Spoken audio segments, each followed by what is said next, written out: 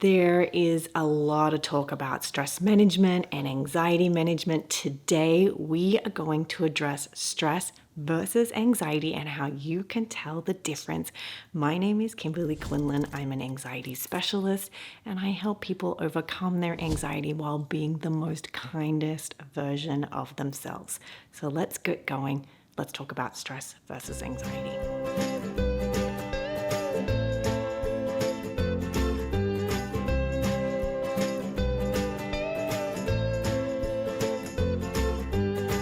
So when I asked my friends over on Instagram their questions about stress versus anxiety, interestingly, besides the most common question being, how do I tell the difference?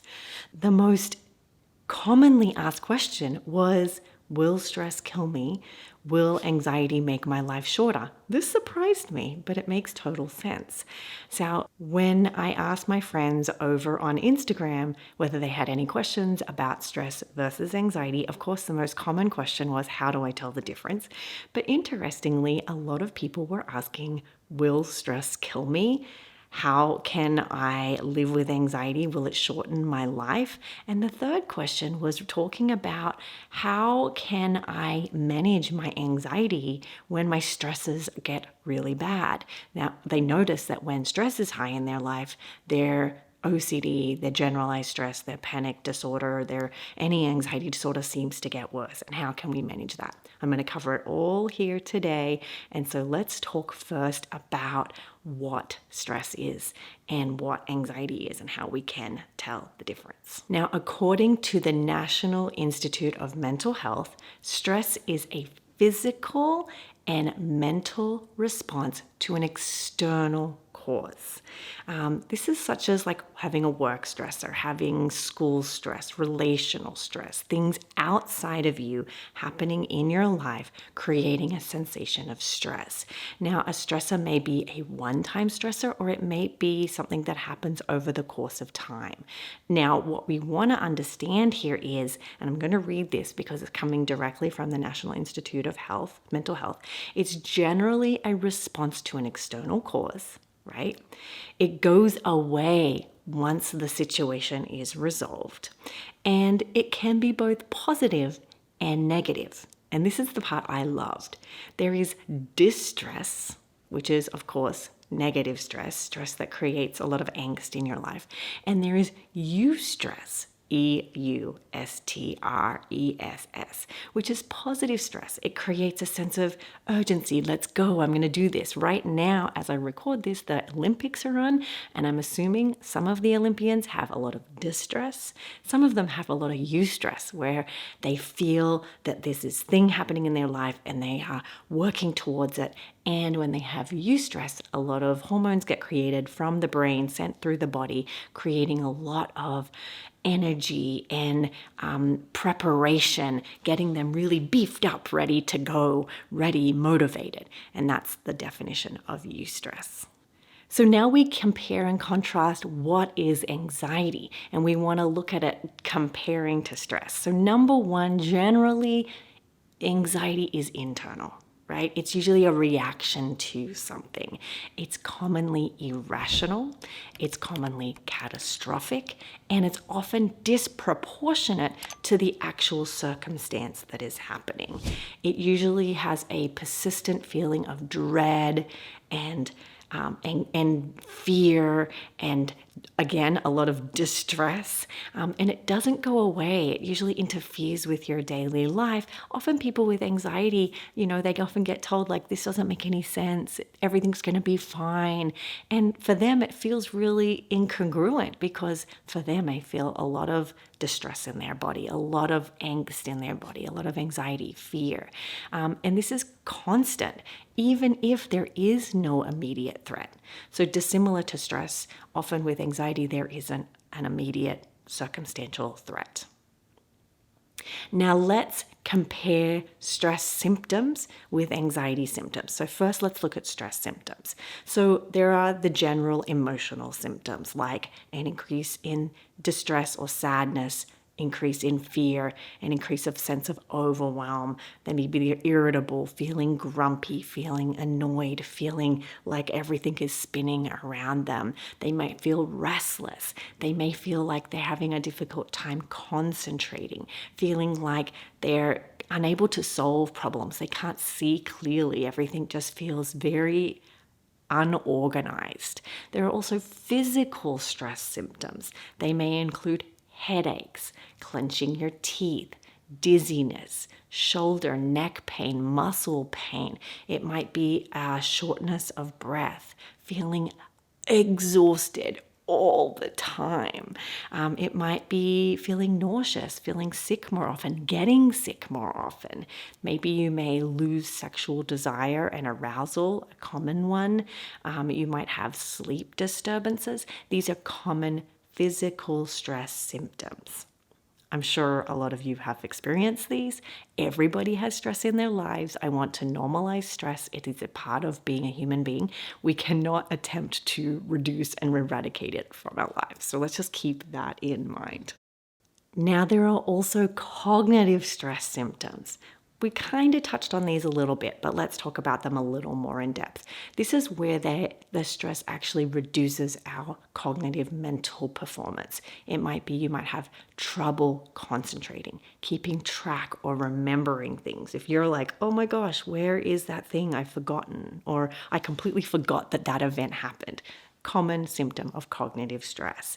You might have trouble getting things done, finishing and completing tasks, being able to understand topics. Let's say you're studying for something and usually you can kind of grasp topics, but all of a sudden you're like, I can't seem to digest this into my brain.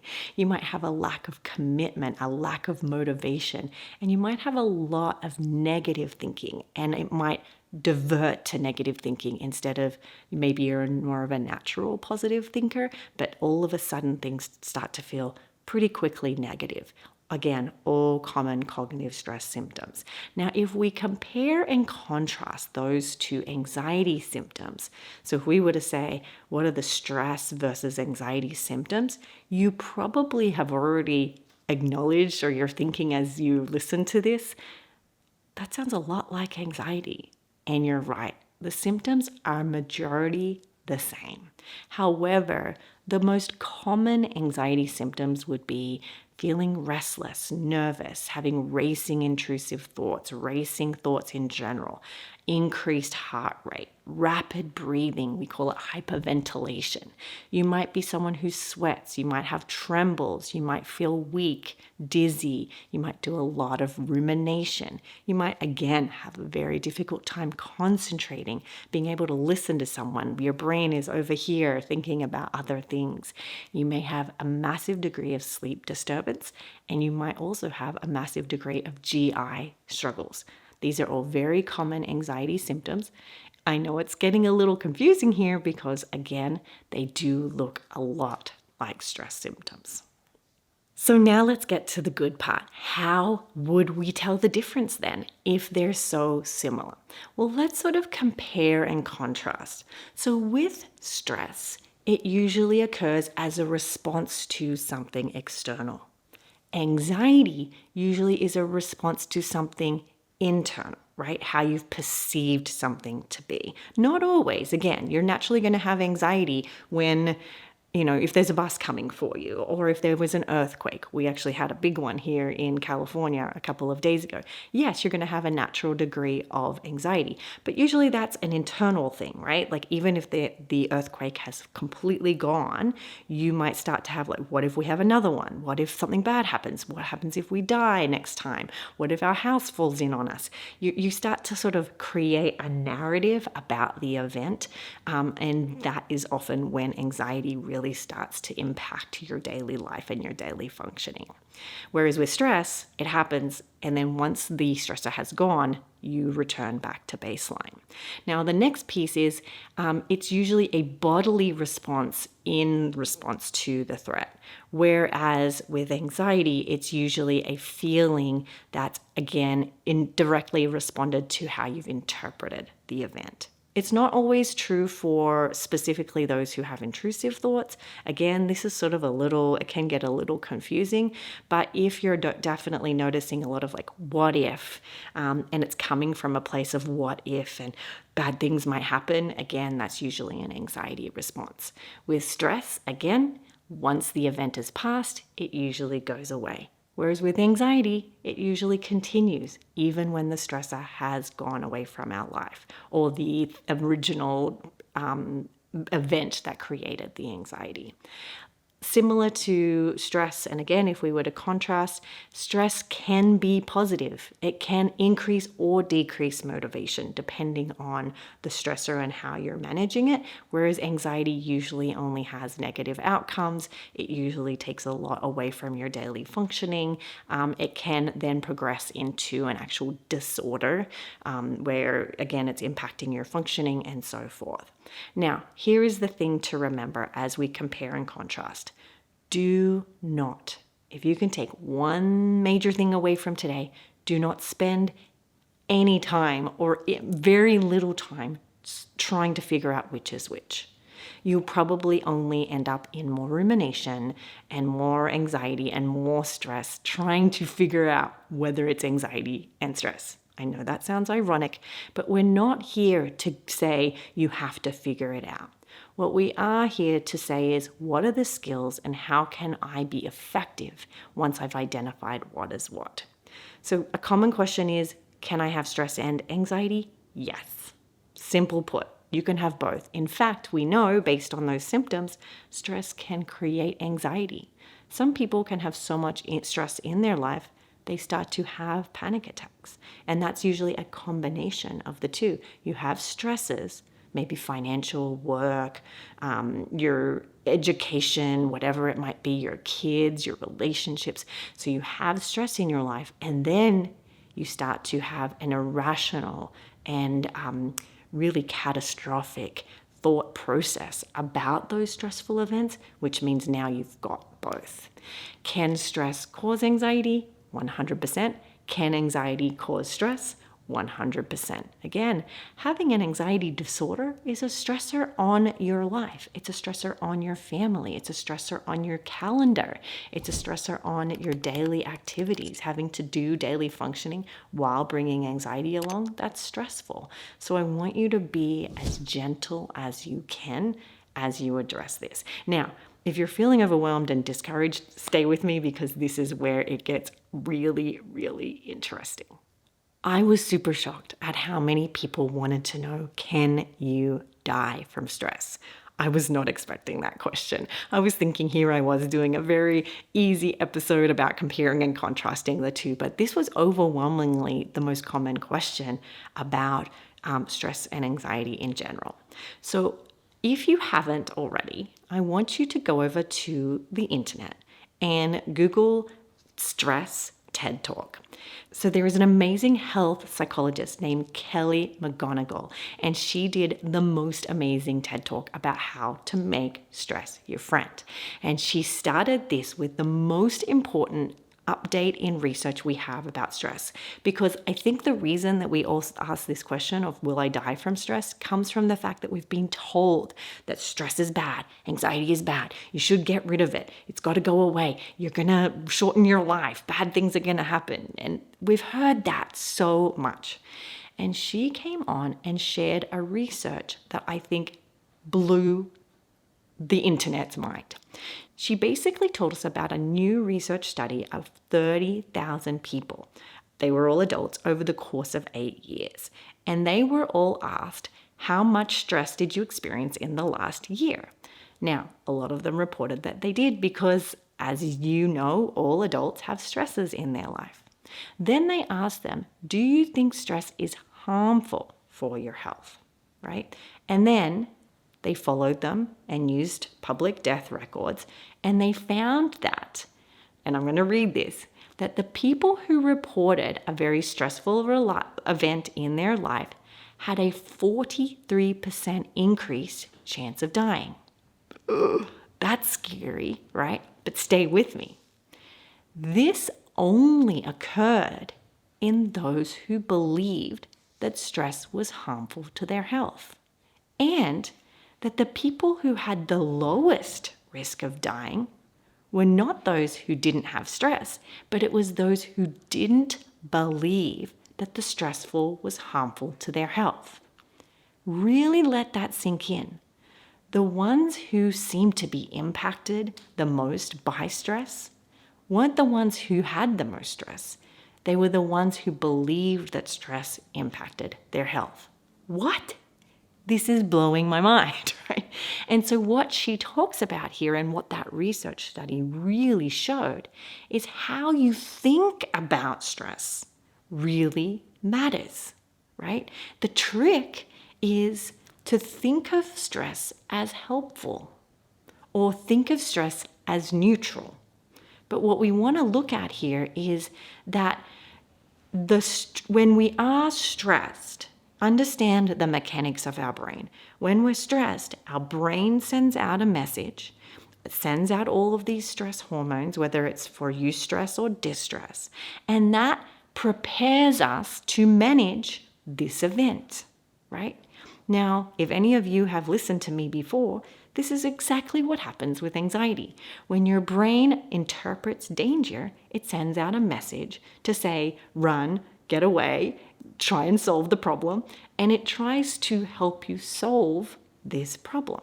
Very similar. The only differences, which we've already discussed, is that anxiety is often catastrophic and irrational, and with stress, it's usually proportional to what's going on. Not always, sometimes there's a combo, right?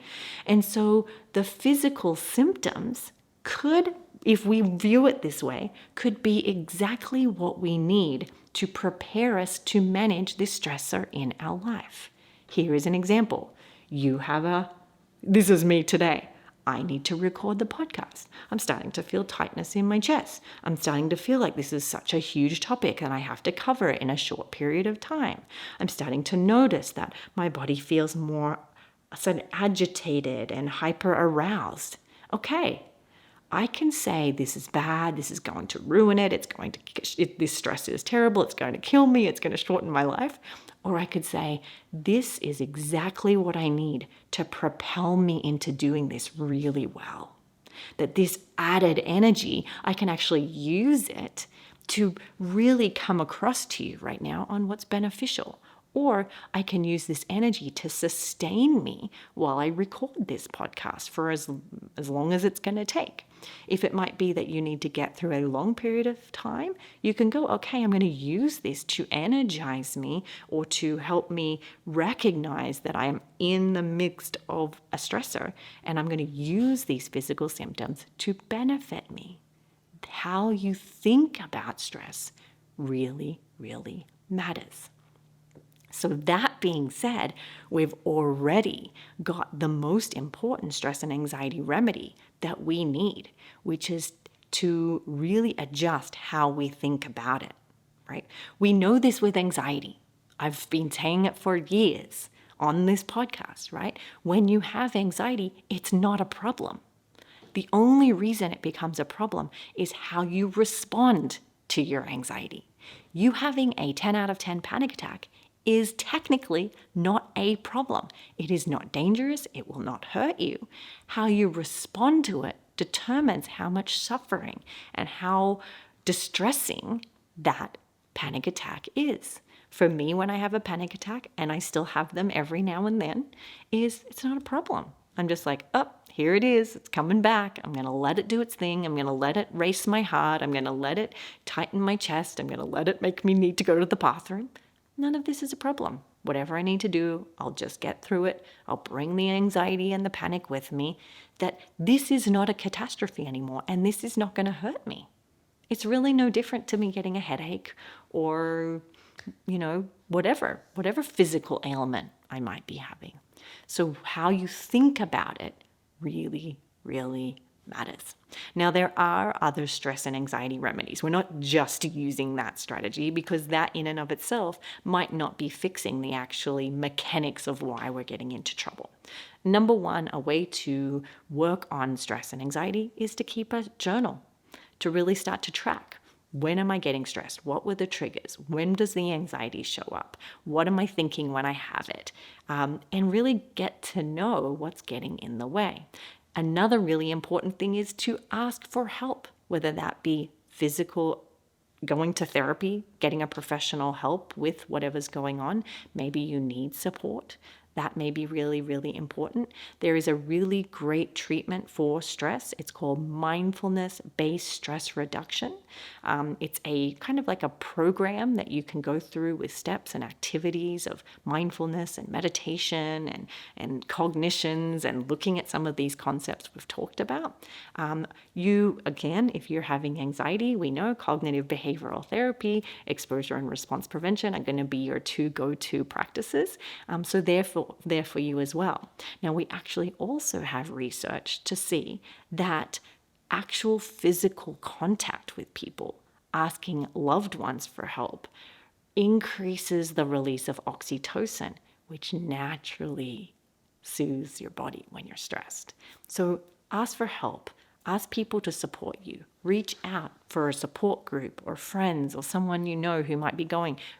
Go to podcasts. Feel like you're a part of a community. That can help with the experience of stress that you're having and making you feel less alone. Now, can you use both ERP, exposure and response prevention, to treat both anxiety and stress? The answer is yes and no here. So this is what I have told my clients in the past. If you have anxiety, something that you are avoiding, that you're ruminating about, that you're seeking reassurance, you're really having a high level of anxiety, definitely, of course, use ERP. If you're having stress, similarly, you want to fix how you're framing it, how you're managing it. Are you avoiding anything? Absolutely. So we want to make sure we're cutting out any ineffective behaviors in how you are coping, because there's healthy coping and unhealthy coping. But what we wouldn't do with stress, and this is the differentiating factor, we wouldn't expose you on purpose to more stress. Only if you're having, a major OCD around avoiding anything stressful. But generally, no. If you're going through a stressful time, this does not mean you need to expose yourself to more of it. It just means we need to use healthy strategies to cope. Because stresses come and they go. It's a part of life. That doesn't mean you're failing. It's just life is hard, right? And so we wouldn't expose someone to having more stress. If someone was having a health issue, we wouldn't purposely give them more health issues. If someone was having financial issues, I wouldn't expose them to spending more money and putting themselves in more financial distress. No. But with anxiety, if it's irrational and catastrophic, we may. But that would be up to you and your clinician to make that decision.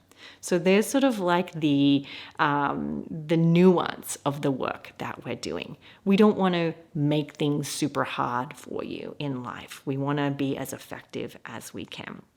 Now, another person asked that I really struggle to do my exposures for my anxiety disorder or for my OCD when I'm stressed.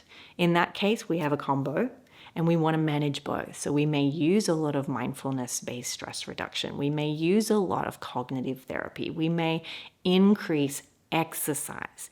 We may increase self-care. We may increase eating healthy foods. We may improve your sleep hygiene. We may reduce your caffeine. We may increase your support, right? So we will do those things to help alleviate you so that you can go on to do more exposures. But a lot of times, if you're someone who is going through a very stressful time and you're having to do exposure, we want to do a lot of balance. Very recently, we did an episode called the rest to productivity ratio. You're going to want to go back and listen to that. And that's going to help you balance this idea of using your skills, taking care of yourself, and learning how to push yourself still. We're not going to wait till the stressor passes, because that might take months in some cases. And learning how to balance and sort of go back and forth and teeter-totter between productivity and rest with your homework for your therapy. Okay, so there's no perfect answer for that. We never want to wait for stresses to go before we do exposure, but we also don't want to overwhelm you to the point where you can't get any progress anyway, right? Now, we also know, another piece of research, that caring for others is a massive stress reducer. If you're doing it in the most gentle way and genuine way of being in connection and helping others, that actually also releases a lot of oxytocin in our body, a hormone that does soothe and calm us, and that can be very, very beneficial. Now, with that being said, I'm going to quickly review sort of just home remedies for stress and anxiety. I've already mentioned them, but I want to make sure they're made very important. Number one, make sure you're getting enough sleep. If we're stressed and you're anxious, you're probably going to need a little extra sleep. That has been my experience. Not that I'm encouraging you to sleep all day or have bad sleep hygiene, but gift yourself with a little 30-minute extra each night. Try to get to bed 30 to 45 minutes earlier than you usually do so you can get some quality sleep. Number two, do not use substances to manage stress and anxiety. That usually makes it worse. It usually impacts your sleep. It usually increases anxiety. We've done episodes on substance use for anxiety before. Do not rely on, if you can, on any substance or even food to nurture you through those. Now, we all emotional eat, myself included. There's nothing wrong with that, but don't use that as your only way of coping. It usually creates more problems. Again, do not hesitate to reach out to a doctor if you feel like you need medication. There's nothing wrong with asking for medication if you have stress and or anxiety, just to get you through this time of difficulty. And the other thing is meditation. Stress and anxiety can be greatly benefited by a meditation practice. We have a whole meditation vault called the Meditation Vault of pre-recorded meditations. You can use them anytime you want. You have lifetime access to them. If you're interested in that, you can go to cbtschool.com.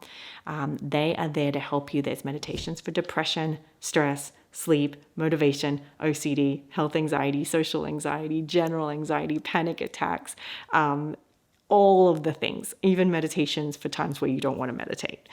They're all there for you, so you can head over to CBT School if you're interested. So there you have it. We have what is stress? What is anxiety? How do we tell the difference? How you can reframe your thinking about stress? What are some strategies and treatments that you can use for stress and anxiety? And how the beauty is the strategies are very similar. And hopefully that means that you have the thumbs up to get going and move forward, and don't spend any time trying to figure out which is which, and go and try your best. Remember, it is a beautiful day to do hard things. And when it comes to stress and anxiety, that's the work. Have a great day, everybody. I'll see you next week.